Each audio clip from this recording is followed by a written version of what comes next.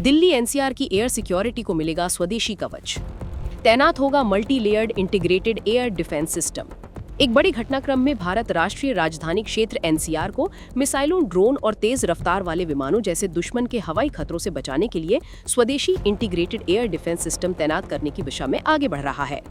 वरिष्ठ रक्षा सूत्रों ने बताया कि एनसीआर की सुरक्षा के लिए multi layered integrated air defence weapon system IAADWS स्वदेशी एयर डिफेंस मिसाइलों जैसे quick reaction surface to air system सर और very short range air defence system के साथ तैनात होगा।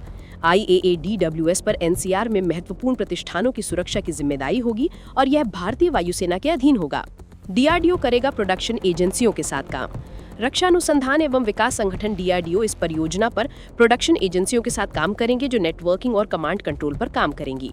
स्वदेशी हथियार प्रणाली को तैनात करने की योजना घरेलू रक्षा प्रणालियों को बढ़ावा देगी क्योंकि भारत ने पहले अमेरिकी निर्मित national advanced surface to air system 2 यानी NAMSMS2 को तैनात करने की योजना बनाई थी। दोनों देशों ने अमेरिकी के इस सिस्टम की बिक्री के लिए भी बातचीत शुरू कर दी थी, जो वॉशिंगटन DC और वहां के व्हाइट हाउस की रक्षा करता है। सूत्रों ने बताया कि भारत सरकार अमेरिका के साथ इस सौदे पर आगे नहीं बढ़ी क्योंकि वो बहुत अधिक कीमत मांग रहा था। रक्षा मंत्रालय इस परियोजना को ऐसे समय क्रियान्वित कर रहा है जब पाकिस्तान ने इस वर्ष मई में ऑपरेशन सिंदूर के दौरान देश को निशाना बनाने की कोशिश की थी। DRDO ने स्वदेशी अनुसंधान से 2,64,000 करोड़ से अधिक बचाए।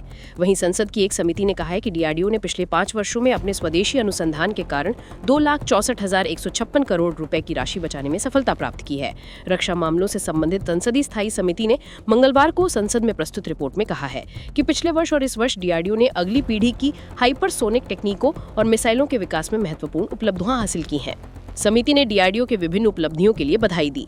रिपोर्ट में कहा गया है कि समिति को सूचित किया गया है कि DRDO ने पिछले 5 वर्षों में अपने स्वदेशी अनुसंधान के कारण 2,64,156 करोड़ रुपए बचाए हैं। सरकार ने उत्तर में समिति को हाल के समय हासिल की गई DRDO की कुछ उपलब्धियों के बारे में बताया है। 2024 में पहली हाइपरसोनिक एंटीशिप मिसाइल का सफल परीक्षण।